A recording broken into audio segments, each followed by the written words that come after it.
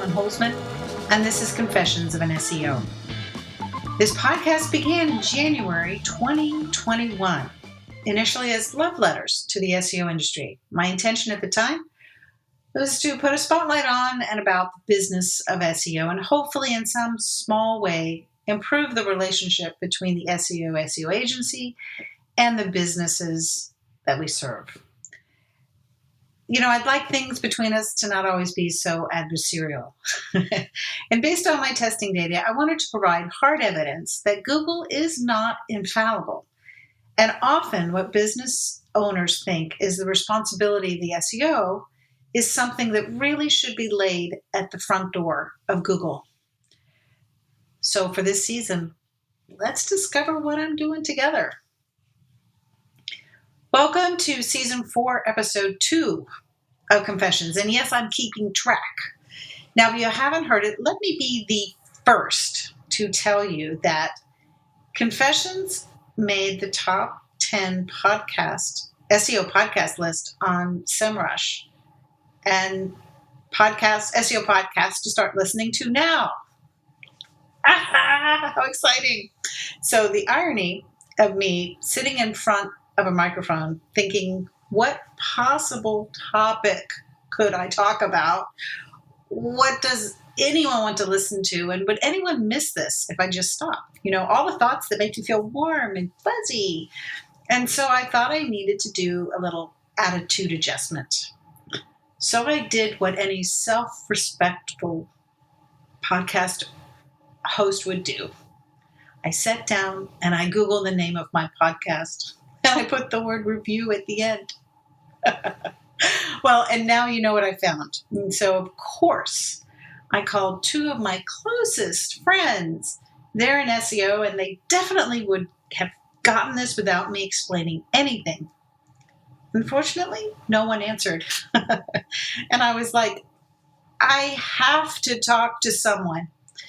Well, it's fallen to you, my dear listener. I'm having another Sally Fields moment. So, what better time than to ask you for some feedback on Confessions than now? I will put a link in the description.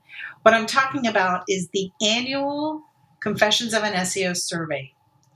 And it's on SurveyMonkey, and I'll put it in the description. And I want to thank you in advance for giving me the full 2 minutes it's going to take to fill it out. So, where does one go from there? So here's what my topic I was thinking about. Nobody, and I mean nobody in SEO talks about the things that aren't going as planned. So I guess you can tell where I'm landing on that today. All right, so I'm going to share something. When I started this, I guess this is a confession, right? So I'm confessing. When I started the Indexation Research Project, I made up a name for it. Google Index Detector. Not checker, detector. Meaning, I guess, Google Indexation Detector, I should have gotten a clue based on everybody's initial response all those 2.5 years ago. And at the time, people thought it was a tool where you put in your URL and it spits out if their content was found in the index. So at first, and when I say at first, it started, I guess, back in August 2021. It didn't start anywhere, and it got indexed pretty quickly. And I think it was from all the traffic that came because I put it out there on Facebook in an SEO group. And so I didn't even submit it through Search Console. It just, bam, suddenly it was there and it was ranking eventually number 1 for that term, Google Index Detector, that at the time, nobody searched for. So yay, right? It doesn't take much to rank number 1 for a term that nobody searches for. But I think in my mind, it was more like a brand than a keyword. I did not really think it through because at first, there were so many things I didn't know. Like, I even thought I was just going to be testing once a week, not every friggin' day or almost every day. In fact, I named the spreadsheet where I keep track of my test keywords and the URLs associated with them. And the title of that spreadsheet is Will It Index Weekly Test. Now, I have not updated it, and I probably won't ever update the name of that page because it makes me laugh every time when I read it. All right, so getting back to what I'm confessing about. So this page that I used to rank number one, see, I've already let the cat out of the bag. It was ranking number one, and it was so solid that, like, I didn't even track it. I didn't put it in a rank tracker to know when it was going to change because, well, why would you track a term that nobody searches for? Oh, God, it's so funny. So anyway, where it is right now, as of today, this week, January 2024, it's in the number 7 spot. And I find that interesting. And I started to look to see what was Google doing. What kind of search results was I looking at now? And that's kind of like when it dawned on me that I had initially thought of this as a keyword in a way, but it's not. And clearly Google, when it looked at this keyword, I hope you hear the little air bunnies, I believe, based on what I'm seeing, that Google decided it's not worth its own set of results. So what Google did was they lumped my content in with index checker documents. Now, it was also around this time that I noticed, there's a bias in the content out there about Google's indexation system. When you look at it, and I know what I'm about to say is going to absolutely spoil my reputation as the least SEO podcast out there, but I'm going to risk it. Looking at what is ranking for the term as it is, it looks like this search, much like how humans thought in the beginning, that this search was intended to bring up actual tools where you put in your URL and you check to see if it's indexed and served. Yikes. It is not that, because if you follow my indexation research, you know that I keep track of things, and but it is not a tool in the purest sense.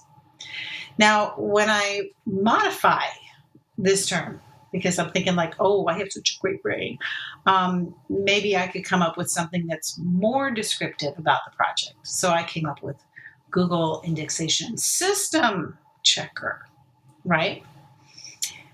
Well, when I do that, what I get, what the system pulls back are results that are even more down some topical cluster rabbit hole that has even more actual tools that check to see if your URL is indexed and served. So far, not one piece of diagnostic analysis about why a page isn't indexed or served or talks about it like it might, just might, be that Google isn't in complete working order. Except one. And you're listening to her now. So since I can't help but connect things together, I'm looking on one hand about, okay, I have this piece of content and Google is changing one of my words. Instead of detector and checker are the same. And what has Google said on the other side? So now I've tried to find this, so I'm going to be paraphrasing, and I think it was something Gary Isles said, that, Google isn't just a keyword index anymore, right? And that we'll all come to find this out. He was basically saying, he said they, but they, meaning we, they ain't seen nothing yet. And if they're choosing topics to grab traffic, it isn't going to work. Now, what if those things are kind of related? Like, what if for terms that Google doesn't know might be a brand name, the only thing they can think it can be is a search phrase, a keyword? And if they don't have a lot of documents in the index for that search term that they think they are finding content for, then they might change that search phrase and lump it in with another set of search results that they have absolute data on, that they know without a doubt that people are looking for, talking about, and responding to. So all I have to say is, I have some work to do. All right, that's it this week. Just a reminder, Agency Fast Track 2024 is a virtual conference, and it starts Thursday. Now, it's possible they will have tickets, but you need to know it's not only SEO. It's social media, AI, and she's got some great keynote speakers coming. So if you're into social media, you might be able to come and actually talk with Kate Buck Jr. virtually, of course. January 18th to the 21st, it's 4 days. It'll be actionable information about what's going on in the SERPs. Plus, there's going to be a series of presenters that when you leave, they're not going to be talking about airy-fairy stuff. It's going to be real nitty-gritty. You'll leave with, a sort of like, this is what you do here, this is what you do there. Very, very specific information. Now, my presentation, for example, is for the non-SEO website designers and developers. Basically, how to become sort of like the liaison between your client site and Google and make a good introduction. Now, this conference is all virtual, no flights, no hotel, no rental car. It's all about making connections in our industry as well without going broke to do so. Now, I'll also put the link in the description.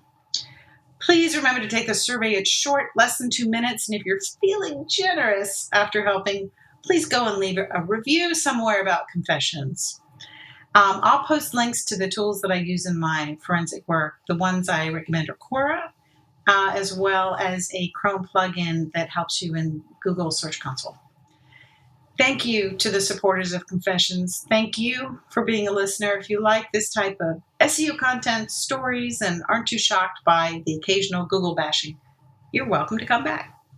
If there are any topics you'd like me to cover in 2024, let me know. You can email confessions@American Way Media or text me 737-225-8228. Well, thanks again, and I'll see you in the SERPs.